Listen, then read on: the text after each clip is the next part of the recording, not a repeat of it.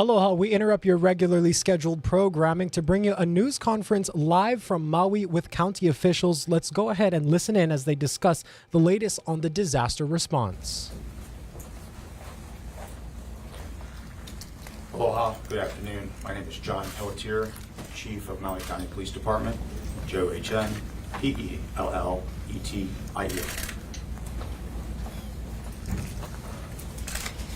My name is Jeremy Stupnagel, S-T-U-E-L-P-N-A-G-E-L, the coroner's physician medical examiner. Right now, it looks like they are going down the line of speakers, providing the information, their names and proper spelling, so we know who to identify them as. In this press conference, we will hear from FEMA administrators, along with Maui Mayor Richard Bisson, along with Maui Police Chief John Pelletier. They are expected to provide the latest details on their overall disaster response plan, as well as a possible timeline for residents to go and get back into the disaster area there in Lahaina. As we know, so many people have waited so long, but officials are saying it's simply not safe for residents to go back into the area at this time. At last check, also, the death toll remains at 115, and we do know there are still dozens of people missing. I'm sure that will be one of the questions posed in today's news conference on the latest on that.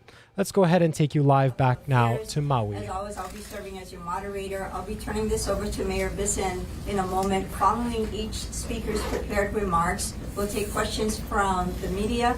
When you do that and it's time, raise your hand, state your name and your media outlet, and we'll call upon you. Mayor Bisson. Aloha. Aloha, everyone. First of all, our thoughts and prayers continue to go out to all of our citizens and our residents, their families, especially those who have already been notified, and those that we are attempting to identify. Again, we will do everything we can to continue to locate and identify our people. Just know we're doing everything we can and within our power to do that, just that. We know you all want to and you deserve to return to your properties as well in Lahaina, and that's why we have assembled this group of people that are here today to explain how that will start to happen very shortly. As we carefully make our way through this search phase, we had over 400 trained search personnel and over 40 trained dogs on their teams, and because of that, we were able to accelerate the search. And we can now move on to our next phase. Today, our federal partners, particularly FEMA, the EPA, the U.S. Army Corps of Engineers, will provide valuable work for our community, again, helping residents and business owners to return to their properties. Combined with county and state efforts, these partners are working with us to ensure that safe conditions of those affected areas take place, that we connect residents and business owners to the federal programs that are out there for assistance, and that these folks are experienced partners in the future work of making our area safe and re-entry for all of our citizens.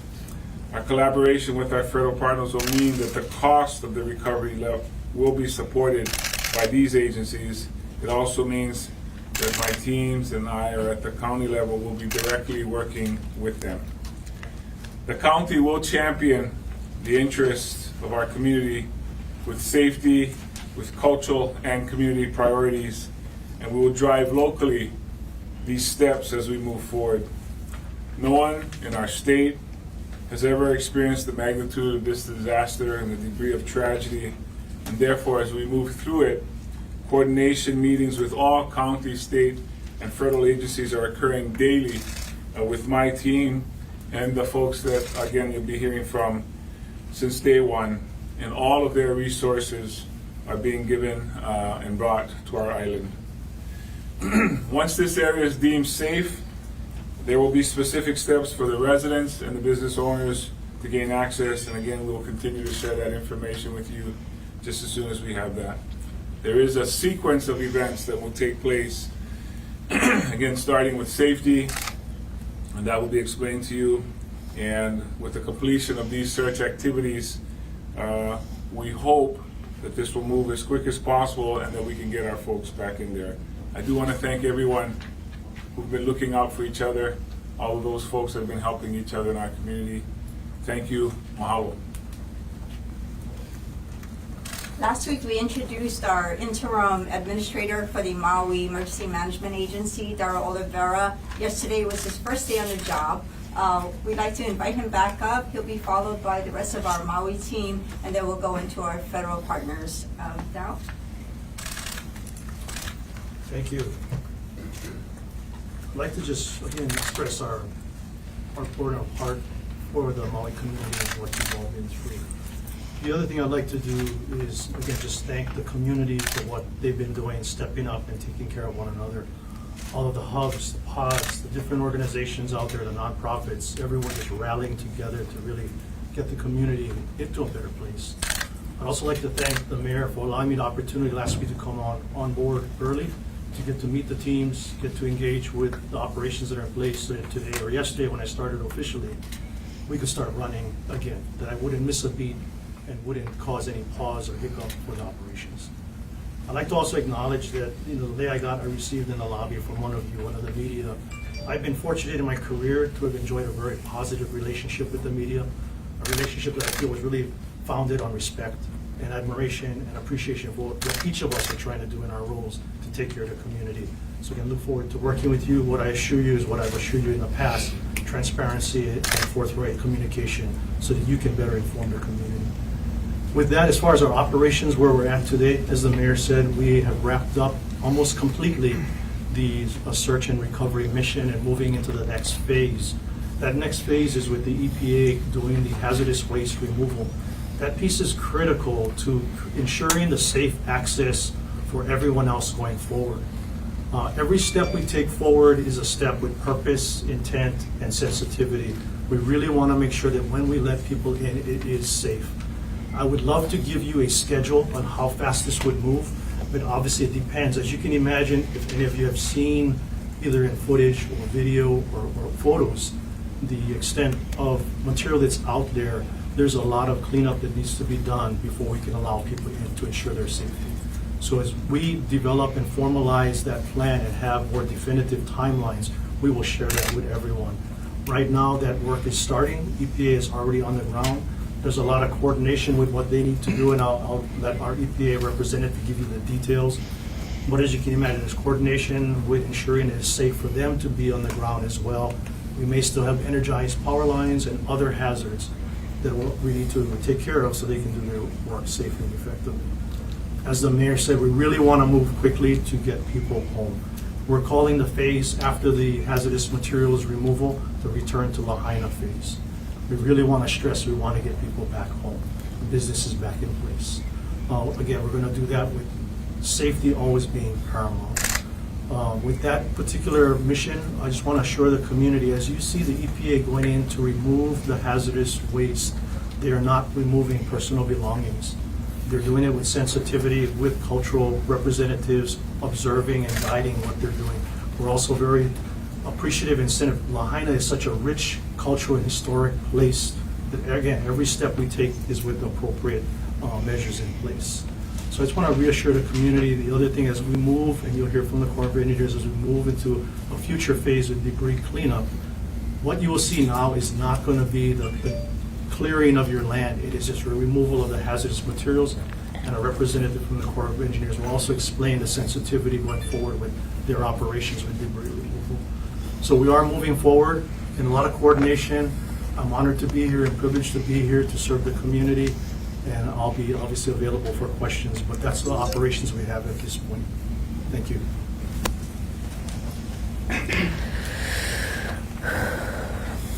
Aloha.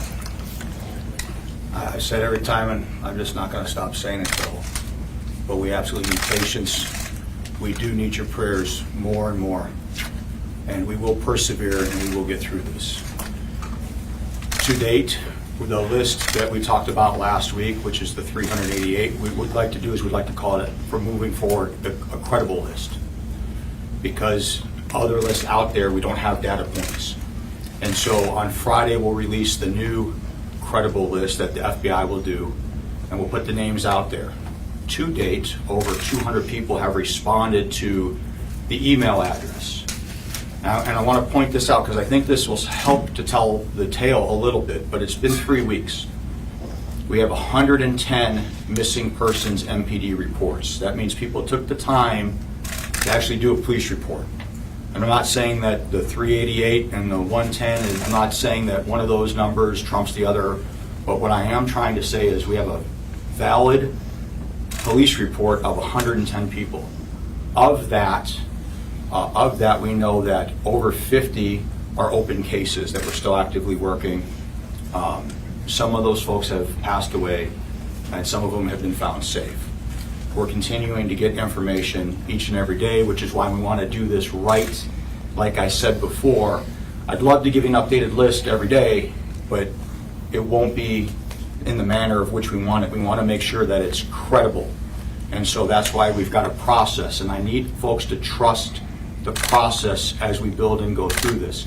This has never been done before to this scale anywhere.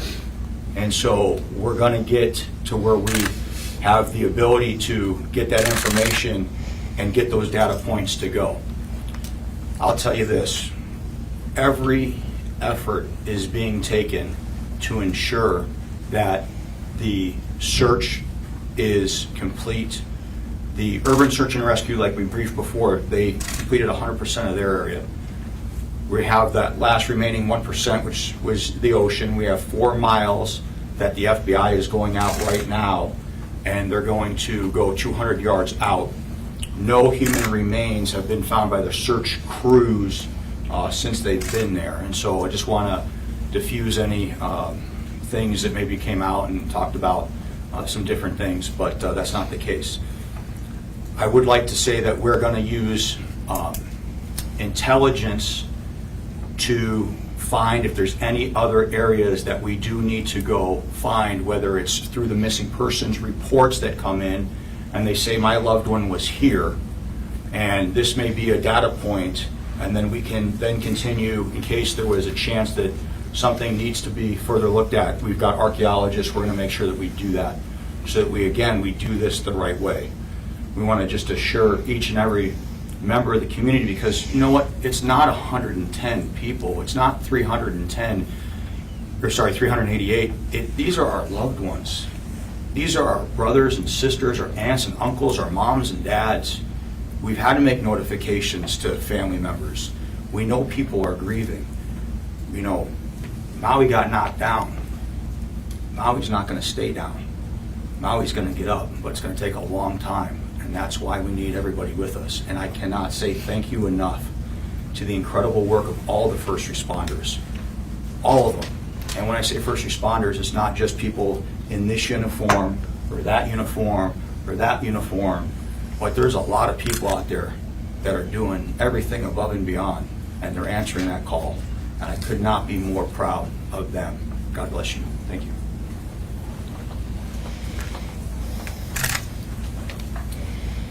So I just wanted to assure everybody that everyone that's come through the coroner's office is being treated with dignity and respect, and we're doing everything we can with the identification process, which is obviously quite complex due to the fire. We're also doing everything we can to expedite release of remains in an appropriate fashion, and we'll do everything we can to help mitigate and help with this grieving process with the families and be open and receptive to their needs and be available to them as appropriately needed. And we're with you, and we'll do everything we can. The other thing I would encourage people to do is those that may have had family members involved in this, please do come forward to take a DNA swab. That will help greatly with the identification process. And this is what I have to say. Thank you. Thank you to our Maui team, our Hawaii team. You heard from Police Chief John Pelletier, as well as Dr. Jeremy Thomas Supnagel from the State Coroner's Office, as well as our interim administrator of the Maui Emergency Management Agency, Dara Oliveira. We'll be inviting up next our partners as we move through the disaster. These are our partners on a federal level. You'll be hearing from Incident Commander Bob Fenton, as well as from EPA Incident Commander Steve Kalanog, and the Honolulu District Commander Lieutenant Colonel Ryan Peavy from the U.S. Army Corps of Engineers. So I'll turn this over to the three gentlemen. Well, let me first start off with, our prayers with everyone here with Maui. I've been here since the fires occurred, and will continue to be here as long as support is needed from FEMA, and we can help Maui recover from this event. As I said earlier, I'm the Chief Federal Response Coordinator, and my job is to really support the state and local government here. So I'm not in the lead. I'm here to support them, and I do that by bringing multiple federal agencies in here to do that. And there's really three lines of effort that we're heavily focused in right now. The first one, as you heard, is we're just finishing, which was the search and rescue. We had teams start here on August 11th, over 400 search and rescue specialists from FEMA, 40 dogs deployed here. Over 19 states provided those individuals, and their efforts have been exemplary. I participated this Saturday in a transition of all the data and all the information search from our teams to the police chief and his teams. And they serve this community with the highest level of skill and the utmost respect to help the people of Lahaina. And our assistance to the county continues. Federal partners are providing continued assistance. As the coroner was just speaking, we provide disaster mortuary teams from HHS. We're providing Department of Defense forensic anthropologists to the coroner's office, and many other subject matter experts as they need to continue to work on this area. As the police chief said, the FBI is involved with the investigation part of this, and we will continue to have those individuals support Maui until the job is done. While the urban search and rescue part of the mission is over, the critical comprehensive process of identification will continue, as you've heard, we'll continue to provide robust support to the county in the weeks and months ahead, and we'll all work toward finding all the missing and identify those who lost their lives. With the federal search and rescue complete, federal teams now turn to removing hazardous materials from the impacted area. The Environmental Protection Agency completed nearly all the hazardous material removal in upcountry yesterday and is now starting Lahaina. Teams are removing fuels, solvents, cleaners, paints, other household materials. The EPA will be supported also by the Corps of Engineers, especially in removing asbestos or other threats. The key is to make that area safe, and EPA will speak in much more detail about the hazards there here in a little bit, and they're extensive. Also, we're working to bring in teams to look at the structures. One of the things our search and rescue teams had were engineers on the team that identified many of the walls are very unsafe. Over 2,000 degree temperatures in there. The metals and a lot of the prefab walls have melted and are very dangerous. So we need to go ahead and look at the safety of those structures. And as you heard the county talk about, once that is done and that area is deemed safe, then we could start with re-entry. And the county's working aggressively toward a re-entry plan that will be phased in, that we will support and ensure that the safety of that area is accomplished through removing those hazmats and hazardous materials, identifying those structures.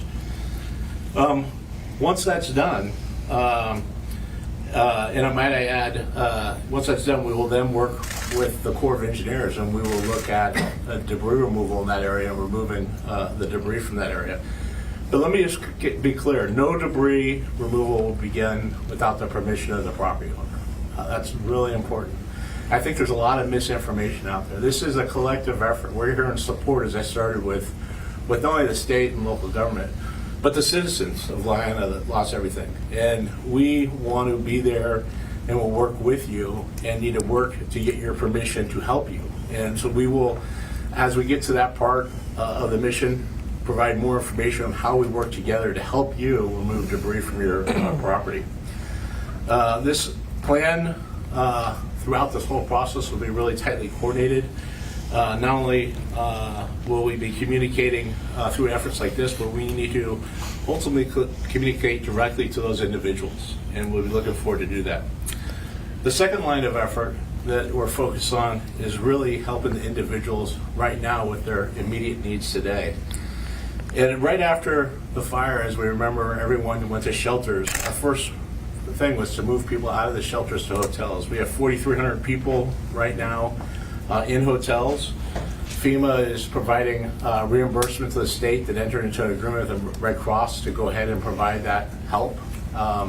And not only are they providing hotel rooms, but they're providing wraparound services, including feeding and other services, whether it be mental health services, pharmaceuticals, even job training and other services while they do case management there at those hotels.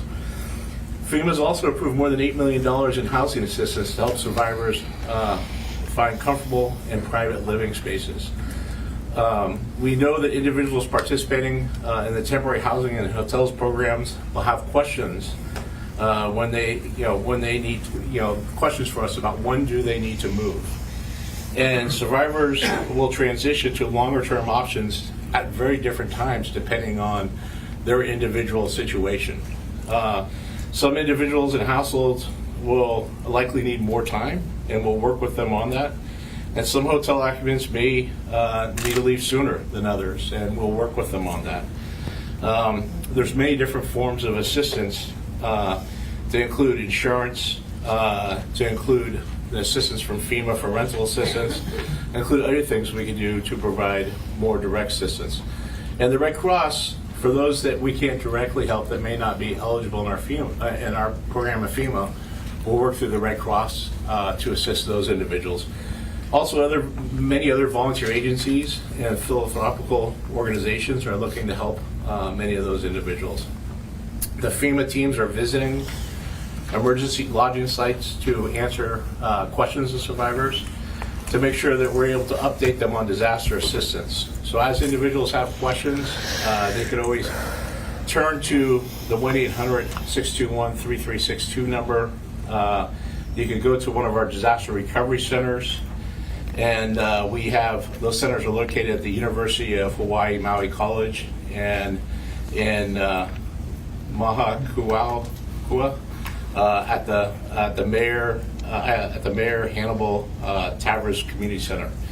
We know survivors may feel overwhelmed when they suddenly need temporary housing and resources, and their cars have been damaged, their homes have been damaged. But we can be there to help with those things and also replace personal belongings and even help with assistance for damaged cars. So please come see us. We're open 8 a.m. to 7 p.m. We're also looking at establishing a site on the western side that will be announced shortly. And then lastly, I just wanted to say, I think what everyone before me has said, that from the start, we have partnered with the trusted local community leaders and faith-based organizations who know the history and culture of Maui. It is through their guidance that we will be able to address the challenges on the ground and connect that with survivors in a way that resonates. This guidance informs how we will deliver help to individuals, how we are removing hazardous materials, how we will monitor closely for cultural and other sensitivities during the debris removal work. And it ensures that we will work together collectively with everyone here. With that, I thank you.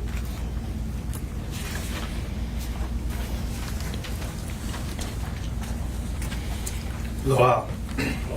Again, my name is Steve Kalinuk. I'm leading EPA's Phase 1 Hazardous Materials, Hazardous Waste Removal. This is the first step in the debris removal and recovery mission. First and foremost, this is at no cost to property owners. This is fully funded by federal funding. The Phase 1 household hazardous waste removal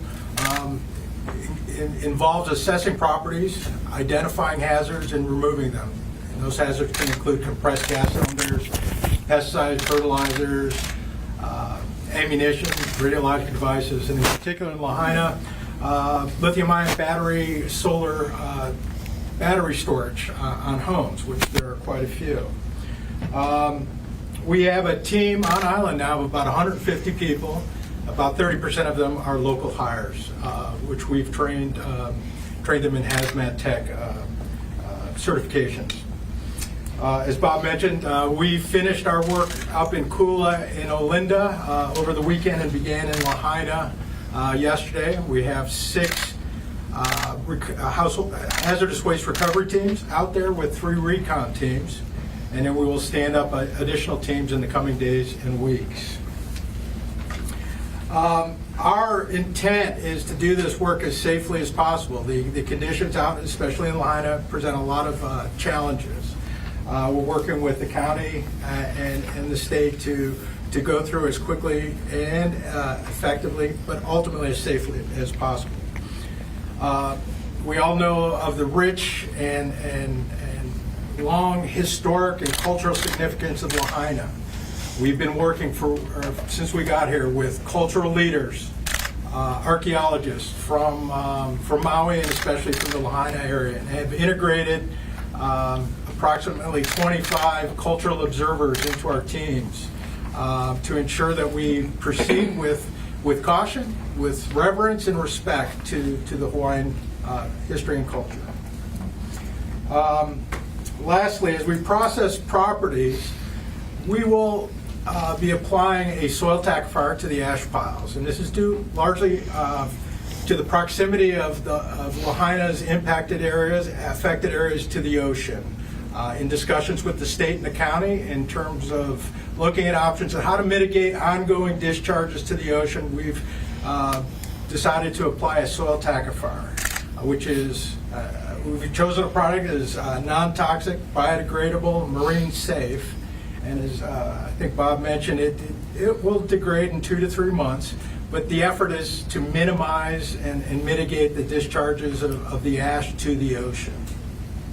And should the need occur, we can reapply it if we decide we want to do that. Other than that, that's all I have for this afternoon.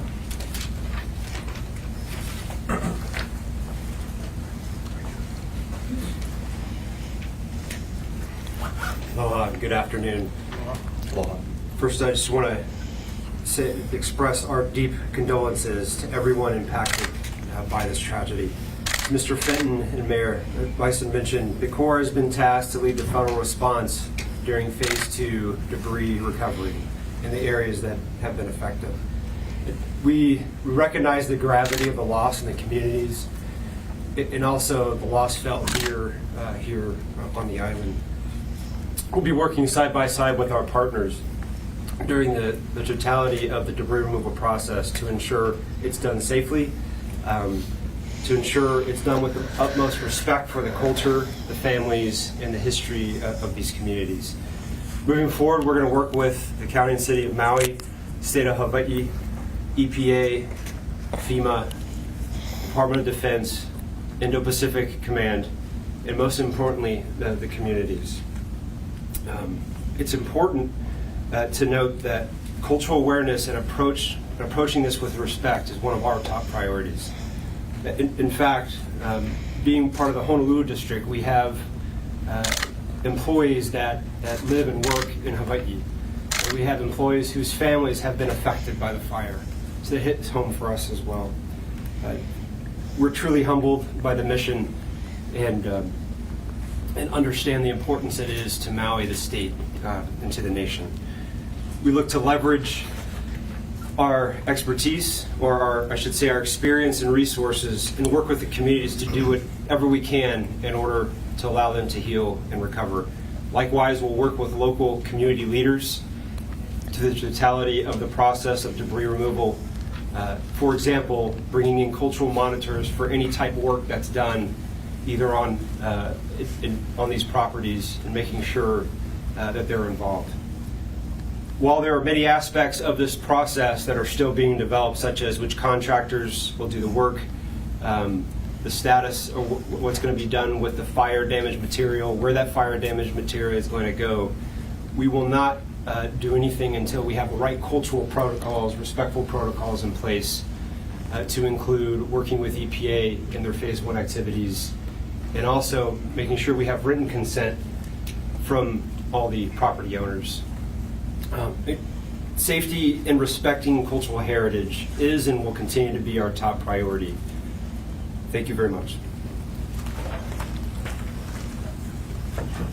Thank you. They are our valued partners who come with a particular expertise and skill set. They were not given a test on how to say makawao. So I will say that Mr. Fenton intended to say makawao at the Hannibal Tavares Community Center on Country Maui. Because we are partners, because there are things I don't know that they do, and we will help with that. We'll proceed with the questions for our speakers. We also have a few resource personnel here with us today. And as always, we will ask that you raise your hand, identify who you're with. We'll call on you, and we'll get through today as best way we can. I saw from the front here first, followed by a fellow in the brown shirt, and I know I saw another hand here in the yellow. And then we'll go to Ash, and then there. Okay. Hi, Chelsea Davis, reporter for Hawaii News Now. I have 4 questions. First one... You can ask two, and then we'll go that way. We'll come back. Got it. Okay. So first question is for Dr. Stupel. I apologize if I don't say your name correctly, but read online that you're from New York. I just wanted to know, when did you get here? Were you recruited specifically for this disaster? And did you work on the 9/11 attacks? So the question is for Dr. Stupdego, where did he join us from, and did he have experience on the 9/11 event? Doctor? Yes, so I have come here early. I was supposed to start into the future, so I've come here specifically early for this event. I wasn't there for 9/11. I've been there about a decade in New York, and other prior experience as well. Thank you. Thank you. Thank you. Sir in the brown? Do you have a second question? Yeah, can I? Oh, he's letting you Thank go. you. Okay. Thank you. I don't know who this question is directed to, but it's about access. I know you said can't give a specific timeline, but we are in contact with a nonprofit organization, Billy Graham Samaritan Purse, who says they've had hundreds of people sign up with them, and they want to safely allow them back into their homes to go sift through belongings safely with PPE. Just wondering if that's been brought to anyone's attention, if that will be allowed. Sure. The question is about access with nonprofits and other volunteers coming. How do they gain access, and how do they support that next step process? Administrator? Yes, thank you. So as we shared, the phase we're in right now is getting the hazardous materials removed first. And the next phase with the return to Lahaina is that part with allowing access for residents, businesses, as you can imagine, even insurance adjusters needing to get in. And it will be coordinated with a very clear plan. As I said, I'd like to give you a definitive timeline. It obviously depends on how quickly the EPA can complete their mission. But with the intent, as soon as it is safe to access, we will work with the community on their access. And I really appreciate you bringing up the PPE, because as we do provide access, we will work with each person or family or individuals getting on property to make sure they're safe, as well as when they leave the area, we properly decontaminate them, because we don't want them taking something, exposing others. So it will be coordinated with the community. Thank you. To add to that, so this is about a 5 square mile area we're talking about. So as the EPA clears off certain grids or zones, our hope is to, when they move to the next, that we can let that group of affected people into that area. So we won't have to wait until the entire place is cleared. We're going to try to do this in a way that we've talked about already. So our hope is once they clear one area, when they go to a different area, not to cause dust and anything, they can go to another area. We can bring people back there to go through their homes. Yes. Thank you. I'll go to the gentleman in the brown. Thank you. I'm Nick Vogelburrows with the New York Times. I think my question is probably for Mr. Oliveira. Obviously the focus is on moving forward and what's next and the recovery, as it should be. But people I've been talking to, and I imagine everyone here has been talking to, also have questions about the response and the EMA response. I know there's an after-action report that will happen eventually, but how soon can you commit to putting out even a basic timeline of when alerts were sent, who knew what when, just a very basic timeline? Okay, so the question is, knowing that in the future there would be an after-action report, how soon would there be additional information from the early days of the incident? Administrator? I guess if you could give me some latitude, this being my second day, focusing on the way forward, we definitely will commit resources to looking back at an after-action review. And as soon as we have credible information that we can give you that's accurate, as I shared with others, I wasn't here for the onset, so I couldn't speak with any accuracy. So as I get more situated and embedded and have the time, I assure you an after-action review and information will be coming out via the administration. Thank you. Okay, good. Then we went to Dash, fellow in the blue corner here, yellow shirt and blue shirt. Sir. Oh, was that you first? Okay, go ahead. Okay. Thank you. This question is for Administrator Darrell. Over the weekend, there was a small brush fire. It was here on Maui. It required some evacuations. It was quickly extinguished. At the time, there were evacuation sirens that were sounded. Is that the new protocol? And does that decision shed light on the previous decision at all? So over the weekend, we had a small brush fire in the Kaanapali area of West Maui. The question is, the sounding of the sirens occurred, and how does that reflect on the previous incident and going forward? Yes, thank you.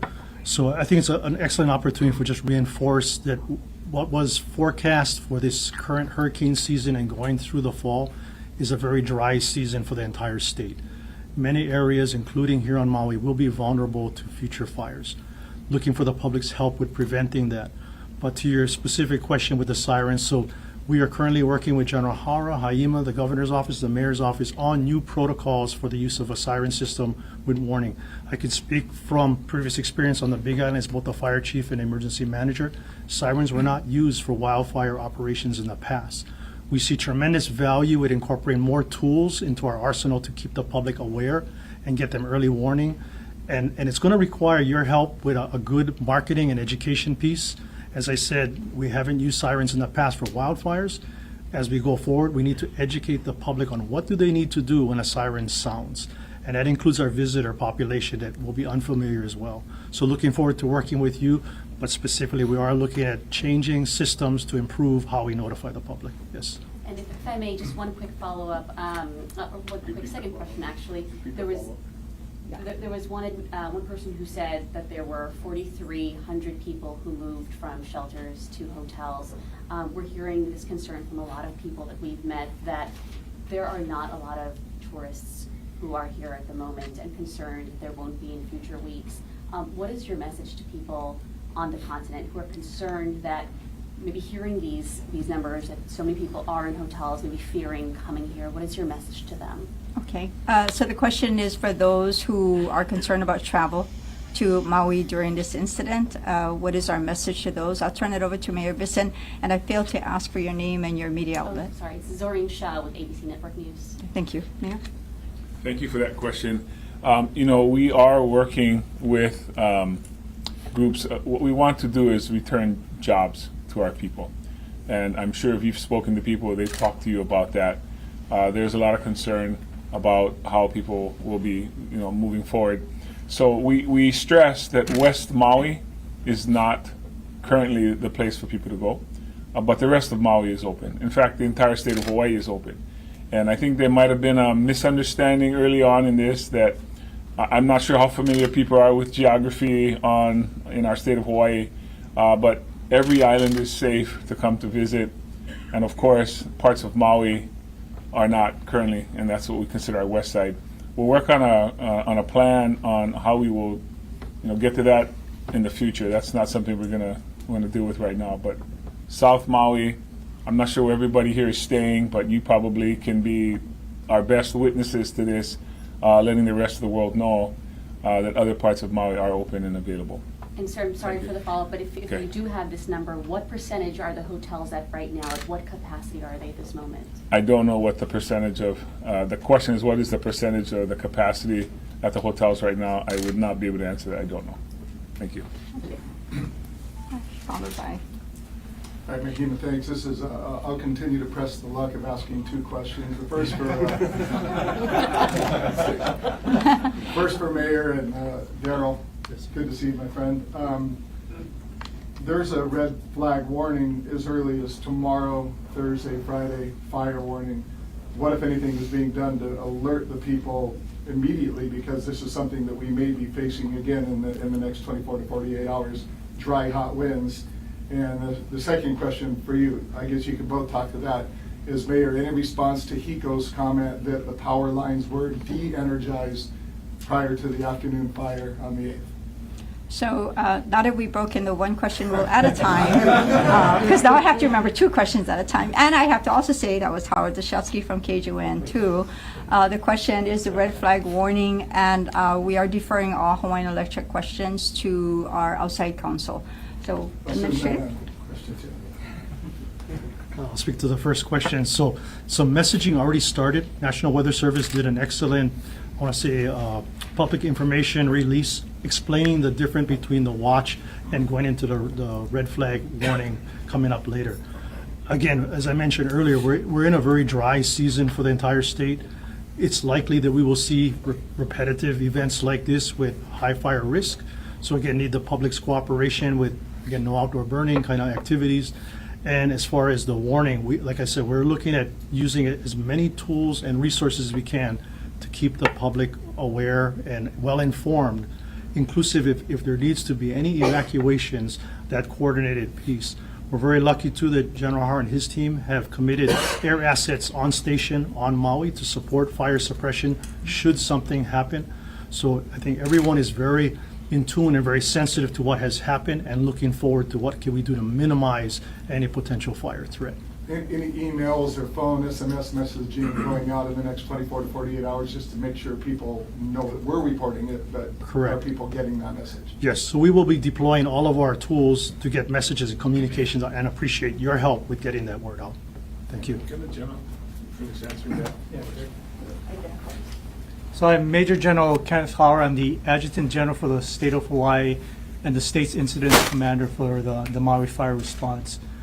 So what we did is, as Dara Oliveira mentioned, we repositioned a CH-47 Chinook helicopter that has a 2,000-gallon water bucket. That'll save us time on getting that aircraft, in the air and to Maui. So probably save us about an hour and a half.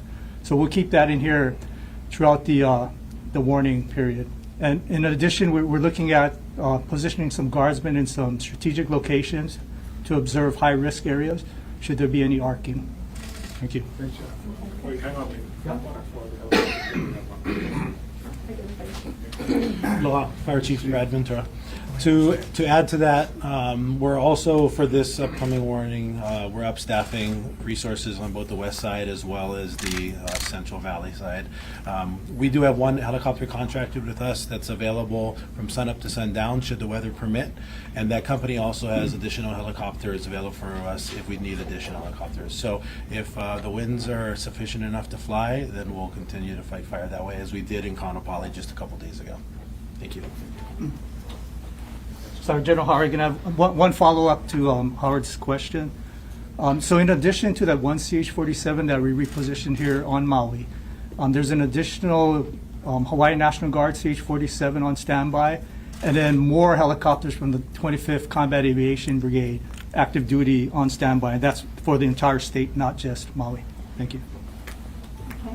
I'm going to continue where I left off. Sir, right here in the blue, followed by sitting there, and then fellow in the aloha shirt. Then we'll move over to this way before they throw a water balloon at me, because they're all here. I also have two questions. Jonathan, why not? With CBS News. The first question is for Mayor Bisson. I know, and you know this, your office has come under a lot of criticism from residents. You are the highest ranking official here on the island. As part of your job, you have to communicate with the state for backup in the event of emergency. Major Hara has revealed that he did not know, his team did not know there were deaths until the following morning. If the buck stops with your office, how is that possible? Okay, so the question is, with the quickly evolving fire, the information hours that reached Mayor Bisson compared to what reached the state level. Mayor? Yeah, I can't speak to what or whose responsibility it was to communicate But directly you're the with boss John. of this island, I am. so yes, you I can am. speak Let to him it. answer. No, I'm saying I can't say who was responsible for communicating with General Hara. That's So what my you were answer not, was. you were not in communication with anybody at this point with the state?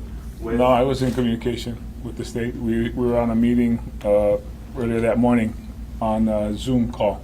earlier that morning, but you were Correct. not in communication with the emergency response, the state, as that fire barreled down and in the many hours afterwards?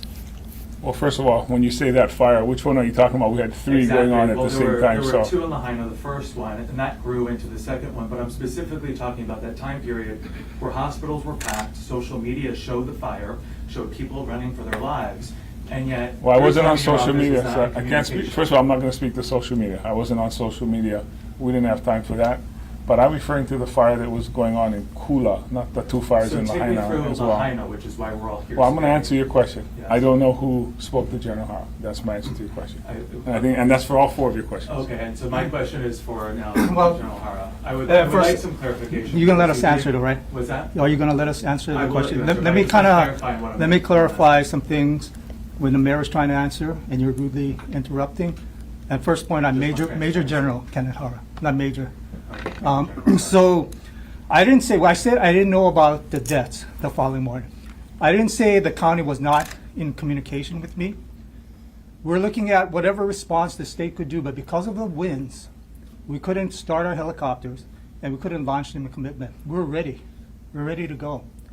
So the narrative you're pushing is not totally accurate. Don't you think, it's not a narrative, don't you think it was important for your agency to know about the deaths 12 hours later? I don't think I could have done anything about that. You don't think there was any way that people could have been mobilized to maybe help prevent? We don't know how many other people maybe died waiting for a response. You don't think there was anything your agency? I I personally don't think so with the time, the rate Okay. that the fire spread. But I talked about this previously, is 60 to 85 miles per hour. You think about that. That's a mile a minute. In the last From and even the fire department that was there on the ground that almost perished, didn't know how deadly it was and how quickly it's going to spread. Let me finish, brother. Right? I'm just saying the timeline. We've been looking at the timeline. What I'm trying to say It's is working. that fire was so rapid, and by the time everyone had situational awareness, it was too late, unfortunately. So that's all I'm trying to say. Thank you. Okay, thank you. So I appreciate the non-debate Aloha and questions. transparency. I think we are doing our best, and you know that we will get our way through that, so I'll ask you for that continued, okay? Okay, now I totally lost my Lady in the front and the gentleman in the back. in the back, and then we're gonna go over there. Yeah. Yeah? Thank you. Brittany Light from Civil Beat. This question is for Dr. Stoop-Nagel. Hope I'm saying your name right. Could you speak in detail about the identification process and where it stands at this point? Have you received enough DNA swabs from folks? Is that holding up IDing in any way? And as the hazmat phase of recovery begins, do you expect remains to still be found? Okay, so the question is for Dr. Stoop-Nagel in terms of the process, if you could identify a little bit more information. And as the hazmat process begins and makes its way, what happens with additional remains if they're found? Doctor? Thank you for the question. So we are still in need of DNA samples from families, and that is hindering our identification process for sure. So that's something we definitely need. We are working other scientific methods to identify the people, basically working it from every angle that we can to get these people identified and back to their families. Now, as far as remains that may be out there, there's the potential for some, and if they do come, we'll be ready to receive them and do what we need to do to get those people identified and back to their families. So we're up and ready to receive. Hopefully no other people come, but if they do, we're ready. Doctor, how many DNA samples have you received? Do you have any sense of why more aren't coming in, if that's hindering your work? Not everyone has been contacted, and not every family member that has someone lost in the fire has come through. And we still need quite a few more. And then, of course, the science behind it, DNA does help a great deal, but we don't always get the best results with the samples we have. So that's also a scientific, issue that we do have. The quality of the sample. Thank you. Can I add to that really quick? Yes, Because we have 120 plus DNA samples from family members. But we need more, because that might be 3 family members that gave samples to one individual.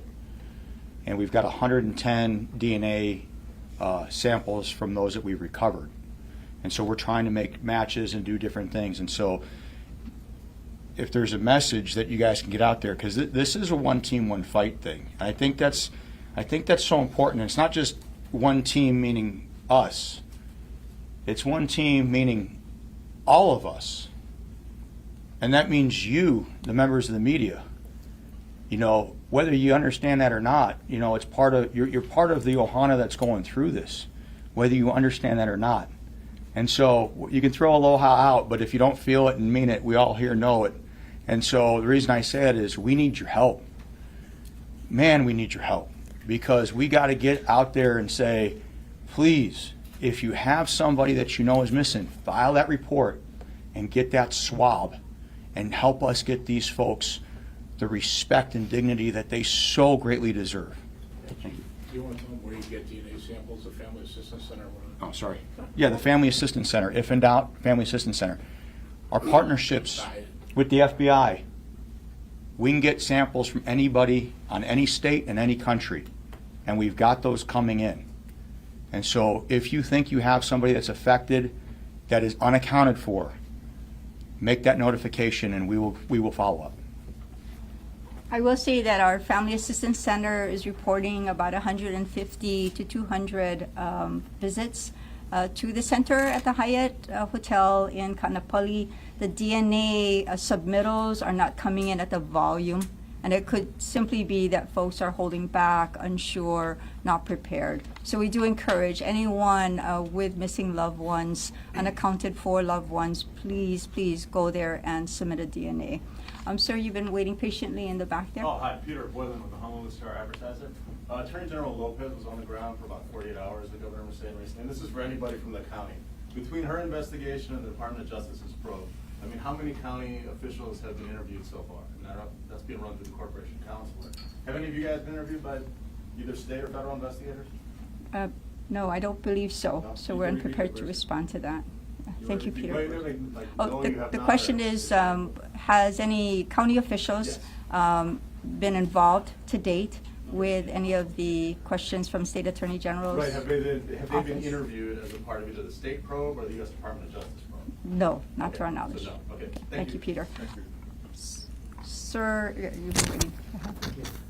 Jeremy Lee, KITV. This is a question for Chiefs Ventura and Chief Pelletier. In regards to the aid, Chief Ventura, you commented that there was communication that was constant from the people on the ground to emergency management. The people of West Maui have been submitting video. I have now a video at 2:42 p.m. of Engine 11, which would be Napili, racing past the Lahaina Gateway. The question is, we talk about vertical communication. What kind of horizontal communication in the key hours of 3 p.m. and 4 p.m.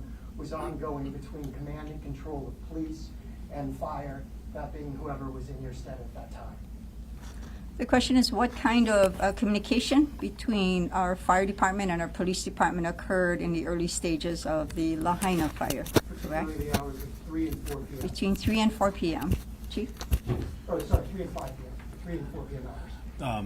So we share the same dispatch center, both police and fire here. So all of our information goes to the same location so that it can be quickly sent out to the other organization.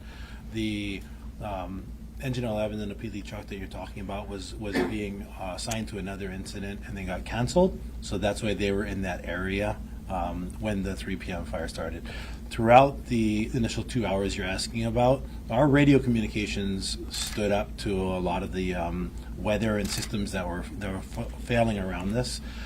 Cell phone service was an issue for everybody, including us, but our radio communications continued to work as normal and with our command structure as we planned. Just to follow up, was there a time that you realized you were not dealing with a brush fire, but you were dealing with an inferno that was threatening the town? Yeah, certainly. The question is, when did we realize we were dealing with more of an inferno than a brush fire? That didn't take but about 25 minutes for our commanders to transition from the field fire they were in into the houses and start evacuating people over the radio. So it was pretty quick. And that would be between 3:30 p.m. and 4 p.m.? Is it not? I don't want to give you a number, but it was quick early on in the incident. Thank you. Thanks. Okay, thank you. Going here, there, and then followed by the purple shirt. Yes, I can talk about it now. My first question is, I'm assuming that a lot of the missing people are already found, but they're just not identified. Would that be fair to say?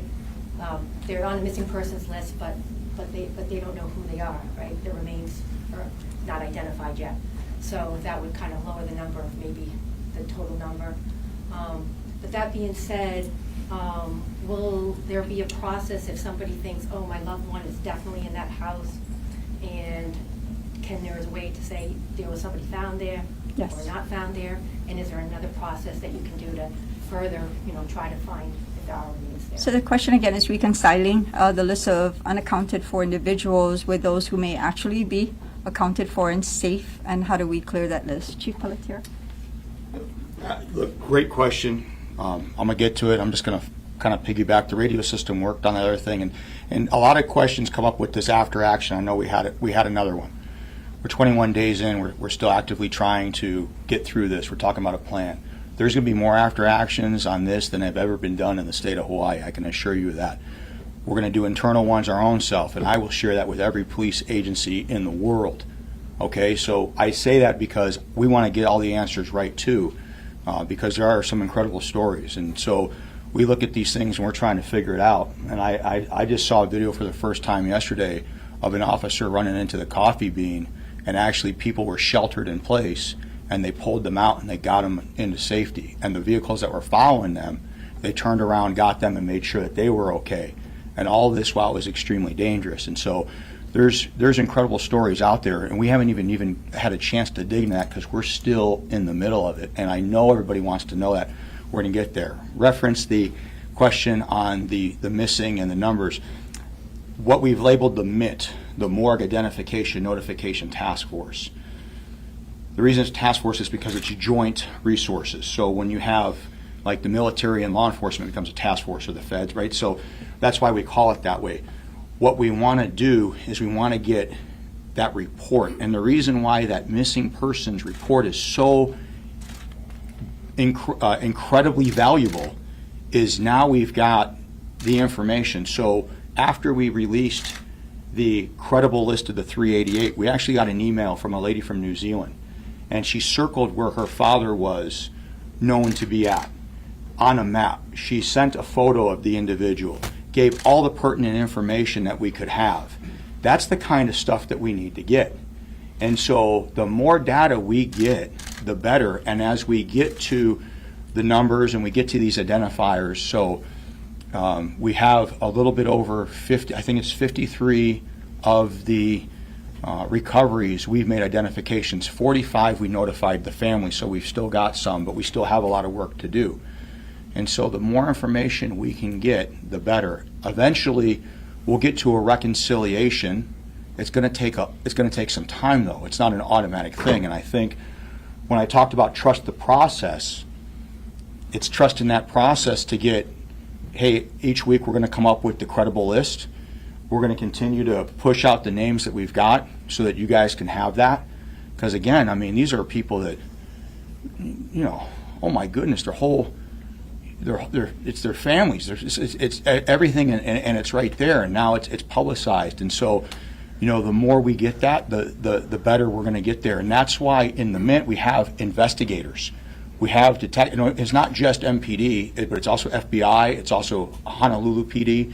It's also, we've got folks from Big Island that are assisting at the perimeter, and we're doing data scrubs. And so, or I guess we're drilling down. If I say scrub, I don't want to think we're washing something away. We're drilling down into the particulars to find out. Yesterday we were at 112 unaccounted for reports. We're at 110. Why? Different people reported the same person and used different monikers, different nicknames. But once we drilled down and realized it was the same person, we could merge those reports. But is there any way to, if somebody really believes that their loved one was in a particular house or something, that can go back, like with an anthropologist or some of the people that... And so when I was talking about earlier with the intelligence component on the investigation, that's what we're looking at. And so when we get the information, we have an anthropologist at the Mint, we can go back and we can make sure that if there was something that we know the urban search and rescue are the best. We know I showed you the map. They hit everything. We have data points for all that. But we're not going to sit here and say that if there's any way we can do more, we're going to do everything we can to do the most we can do. You know, there's nothing is perfect, but we're going to try our damnedest to be as perfect as we can in our response. And we're going to do it right. Thank you, Chief. We're going to go to the purple and then the plaid in the middle.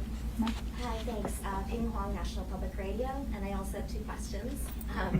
The first one is about the new phase, the hazardous waste removal that you're announcing today. Can you help us sort of understand what that entails? You know, will it look like bulldozers coming into the site? How are you going to get permission from people, especially if, you know, they're no longer living? And is there any sort of concern that might stir up toxic ash in the site that may make the air unsafe to breathe? Okay, sure. The question is about the actual process for hazardous removal, what type of equipment is involved, and how to prevent ashes from being impacted as that work is being done. Sir? Thank you. Again, so household hazardous waste removal or hazardous waste removal is a light touch. We don't use heavy equipment. Generally, our team, a task force, is comprised of about 8 to 10 people. We have an assessment team that goes in with all kinds of monitoring gear, looking for volatile organic compounds or radiation or things like that. And then the removal team comes in and fully dressed in PPE, Tyvek respirators, boots and gloves and what have you. They are pulling out by hand the hazardous materials that they identify. It's a light touch. We endeavor not to raise a lot of dust and fugitive emissions, if you will. And then with regards to access, the State Attorney General's office issued a emergency declaration early on, which incited a public emergency, which granted us access to the individual properties.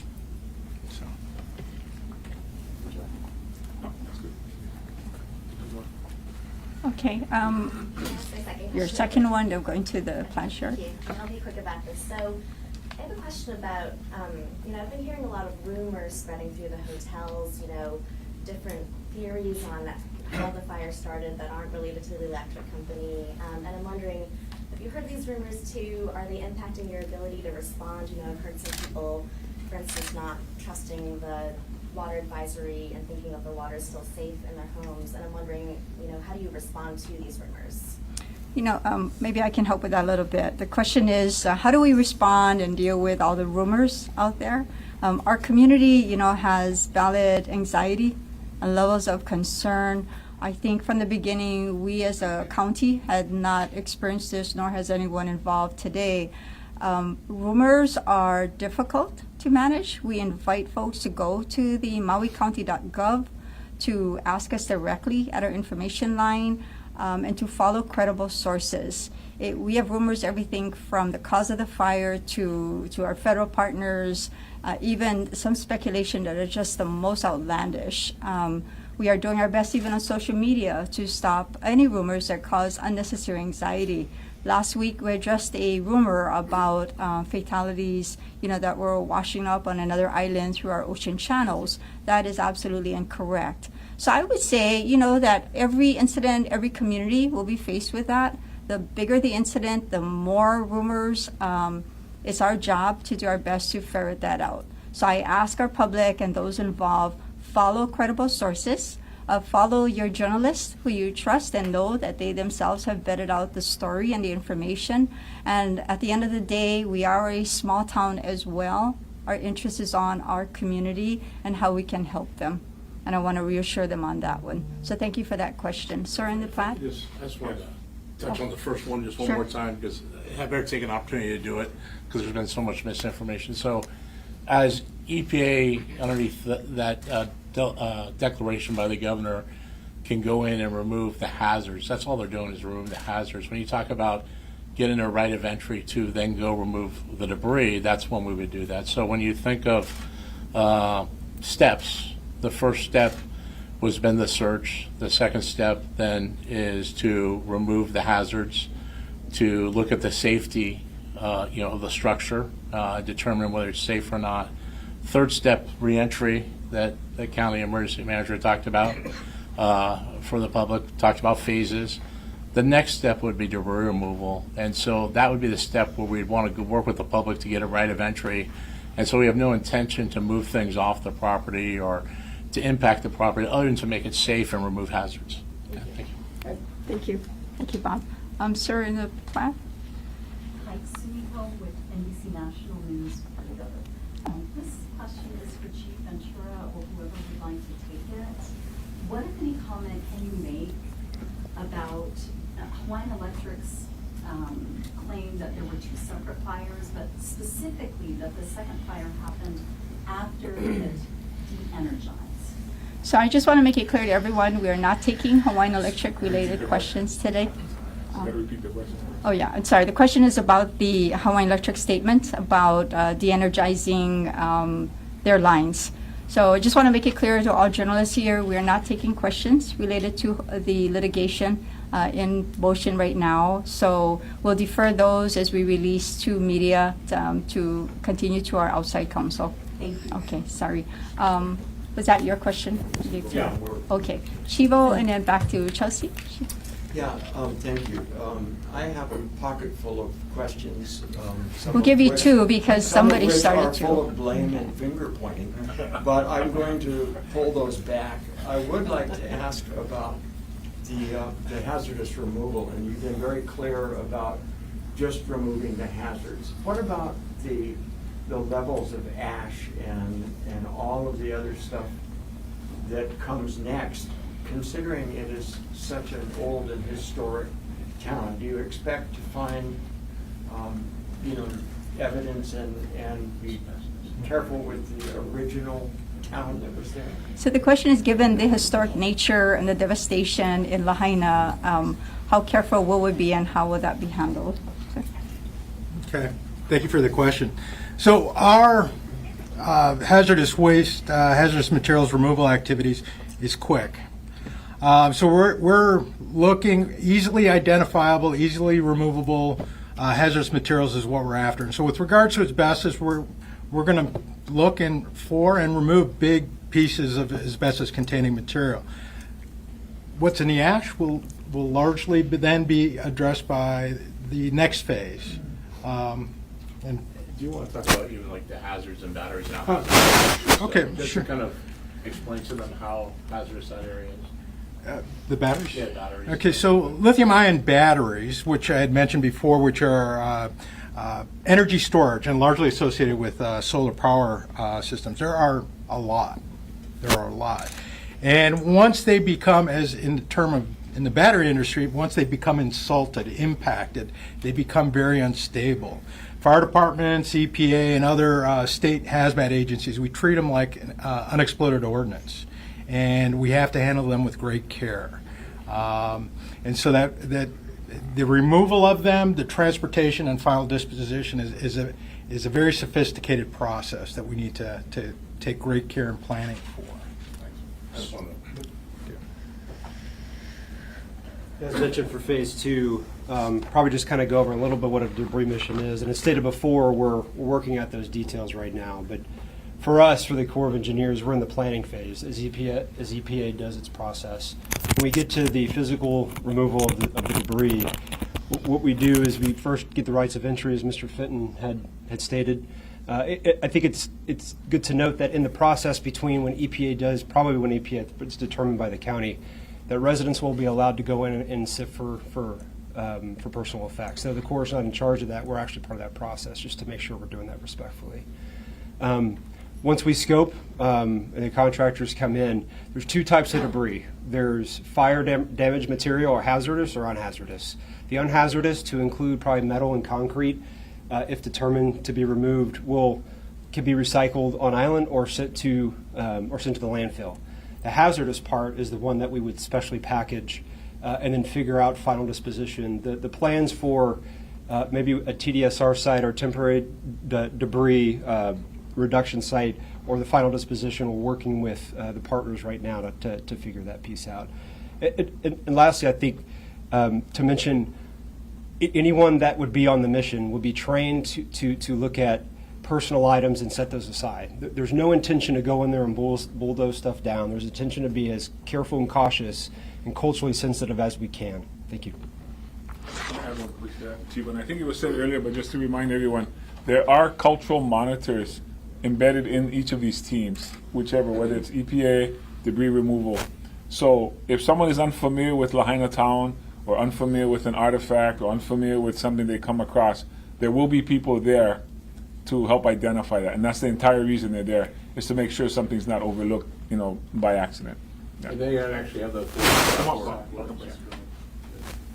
I was just going to mention that they have the authority to stop work if required. So they do have the authority. Then there's one with each heavy piece of equipment to ensure that we treat every site with dignity. Thank you, Chivo. We'll go back to Chelsea in front. I have a question. Who was calling the shots for Maui Emergency Management Agency that day? The question is, who was calling the shots? Who was in charge of Maui Emergency Management Agency that day? Mayor. Why? Mayor? That's right.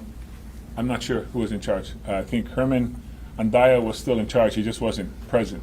He was in contact with his team, I guess by phone. I don't know exactly how. But he was still the emergency manager for us then. Where were So I you don't know. specifically? I was sitting there in the room. EOC. Yeah, we started with a FaceTime or a Zoom call. I guess a Zoom call. Okay, okay, Blue Jeans. We were on a screen, and we were in communication with the Honolulu folks that were being briefed on what was happening. But I don't know what the chain of command was between that, so. What time are you referring to? What time of day are you referring to? The morning. Yeah, I don't know what hour it was. It was the morning. On Tuesday morning? It was Tuesday morning because we were battling the Kula fire. The Kula fire started just around midnight. So the EOC was stood up. And if It you was can, already- I'm sorry, I'm a little new to this. If Okay. you can just take us through the TikTok of Tuesday, like when did you? Yeah, I don't have all of that realize for you. action? Yeah, I don't have all of that for you. But And if I may ask another follow-up to Administrator Darrell, essentially I didn't hear you say a yes to the question about the sirens. You said you're looking to deploy tools, you're looking for the public's help. So the answer right now, it seems like it's not a yes. It sounds like your goal is to get it to a yes. Is that correct? So clarifying with Administrator Oliveira about getting to a goal of using sirens going forward. Yes, since coming on board, and again, second day, as recent as this morning, a meeting was with the HIEMA director, myself, and all of the emergency managers across the state to discuss the process by which sirens will be used, not just here in Maui, but across the state for the purposes of all hazards, to include wildfire. We want to be assured that the message is consistent across all communities. And as an example, Maui County lost some of its physical hardware with sirens in the fire. We are working with a vendor to provide temporary portable sirens to close gaps. As I mentioned earlier, in addition to wildfires, we're still vulnerable to tsunamis and other events. We want to make sure our coastal communities and all communities have the resources to stay informed. So yes, sirens will be used in the future, and once we have the process, that will be communicated to the public so they'll know what's their role when we sound a siren. What should they do? And what is the timeline for something like that? I want to say the process is being vetted as we speak. It'll be, again, circulated with the mayors and with the governor to get their okay. But I think we have set the foundation for that, and it's ready to be shared with the executives. So are we thinking weeks or months? I'm thinking days. Now, the hardware, as I said, needs to be acquired, but as far as process, as you heard on Saturday, sirens were deployed for the fire that occurred on Saturday. So we're already seeing the change take place. I'm speaking more to the codified process that everyone will then see in writing and be communicated to the public. Thank you, Administrator. So I know that I had promised to go to the dark brown shirt. We are at the hour and 15-minute stretch. I allowed you to jump in a little bit. Sorry. Thank you. Again, but I think it's a bright yellow shirt. We just kind of noticed it quicker. I have been looking at you, Secretary, and I know we missed one reporter who has not asked a question at all. So the black shirt there, and that will be a last one for today, sir. Okay. I asked one question earlier, so maybe I get my second now. Yeah, it's your second. Thank you guys so much, and I won't interrupt, but I do think it's important to answer this as directly as possible, Mayor. When did you learn that people had perished in this fire? And what was the communication breakdown that delayed that message from, obviously firefighters on the ground knew that was happening, they knew the level of destruction. Where was the breakdown that led to you not knowing for longer than you should have? I do want to just comment on that line of question and those type of questions. As Chief has said, we're still in the process of the response. There will be an analysis, a review of the early days and the hours following and the days and weeks. Speculating or guessing the hour and minute by minute blow here at the podium will not be correct, but we would like to have accurate information available. So I'm not denying that. I will tell you, though, speculating is really not a good thing for us right now. So, Mayor, did you want to offer anything? No, that's our answer. Okay. I apologize. I don't mean to speculate, but I'm wondering when that happened. Can you tell us? We're not going to guess right off of the microphone today. I'm sorry. Yeah. Last question to, yes, go ahead. Hi, Marisa Peñalosa with NPR. We've been meeting with people whose homes are still standing. They didn't burn down, but they're damaged, right? And I wonder if you have assessed the number of such homes. So the question is, with homes that are damaged but still structurally looking as if they're standing, do we know the volume, the number of those in existence today? Administrator? And I apologize, I don't have a number. But what I can tell you is that the county building officials, our DPW department, will be working together with the other organizations to do structural assessments to make sure those buildings are still safe. And if people need assistance with repair and recovery, to work together with them. So I might be able to give you a number at a future date, which I'll work on. But at this point, I don't have a number on specific to the number of homes that are damaged but still habitable. How about power? When do you think it would be restored? Because people are ready to move in, regardless of Right. you know, whether they know if their homes are structurally safe and sound. But they say that if they could have water and power, they would immediately move back in. Do you know when that would happen? So the question is the restoration of power, water, and wastewater. That is a very coordinated effort taking place between, obviously, the utility companies, the county, et cetera. Each one of those maybe is codependent on the other. Wastewater and water is dependent on power as well. So it is a coordinated, but I want to stress the safety element first and foremost. As I shared earlier, the EPA is trying to get into the hazardous waste and hazardous material removal. If we energize certain areas, that puts their teams at risk and can't complete. But we definitely are very sensitive to if we can restore power, water, and wastewater for community members that are in structures that may be habitable. That's our goal, to do that as soon as possible. I'd like to give you time frames, but it's a lot of coordination taking place right now. And if I do have time frames, I will share that as soon as possible. Thank you, everybody. We've been at it for about an hour, 15 minutes. I appreciate it. Our aloha to you. We'll see you again soon. Thank you. Okay. And that was a lengthy news conference with officials there on Maui County. We've learned that the phase of this recovery is now shifting to a cleanup phase. And it was stressed that the EPA is handling the cleanup phase. They're going to start slowly moving in their teams to remove the hazardous waste. Now, one thing that was very important to note is that property owners will work with the EPA to give them consent to clear up their property. The EPA also made it clear that they will not be using bulldozers to just clear out entire properties. They stress that they will be going about this very sensitively with the utmost respect. We do know that there are dozens of people still missing. At last check, Maui Police Department said they received over 100 valid and verified missing persons reports. However, they are working with the FBI to continually adjust their lists.